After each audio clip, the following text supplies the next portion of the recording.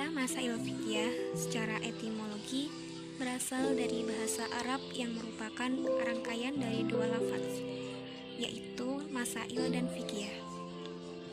Hubungan dari kedua lafaz ini dalam nahwu disebut hubungan sifah dan mausuf atau na'at dengan man'ut.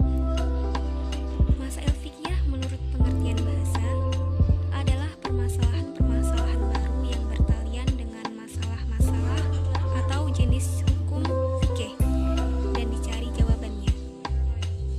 Menurut Abdurrahman Kasdi, masail fiqhiyah merupakan persoalan hukum Islam yang baru atau persoalan hukum Islam kontemporer.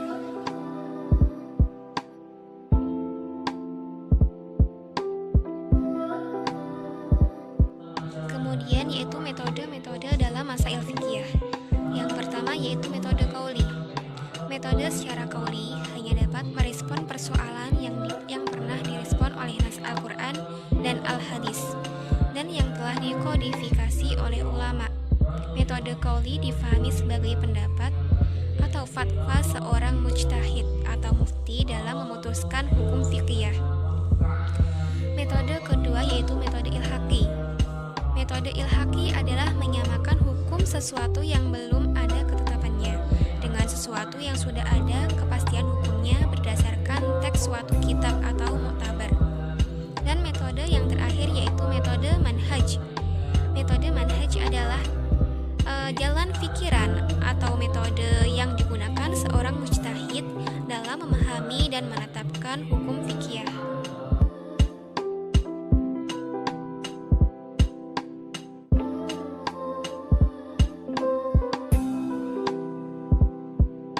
Tujuan mempelajari masail fiqhiyah. Yang pertama, menghindari sifat taklid fanatisme dalam beragama. Kedua, mampu bersikap arif dan toleran atas perbedaan pandangan dalam suatu paham. Yang ketiga, akan dapat menerapkan kaidah-kaidah pada dalil syara yang terperinci dalam persoalan fikih. Terakhir, dapat menerapkan kaidah-kaidah hukum yang ditentukan jalan keluar yang diambil dikala menghadapi masalah-masalah fikih yang sifatnya aktual. Tujuan lain dari adanya masail fiqhiyah adalah diantaranya sebagai nuansa disiplin ilmu. Masail fiqhiyah termasuk bidang studi yang paling banyak mengandung perdebatan yang bernuansa dan sekaligus keuntungan.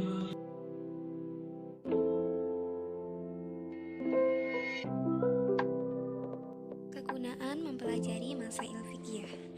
Kegunaan yang pertama, mempelajari masail fiqhiyah memang sangat berpengaruh dalam kehidupan bermasyarakat dalam menyelesaikan berbagai macam problematika yang terdapat di masyarakat.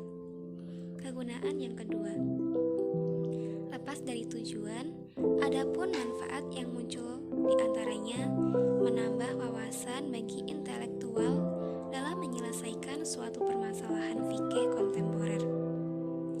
Kegunaan yang ketiga, yaitu menjawab persoalan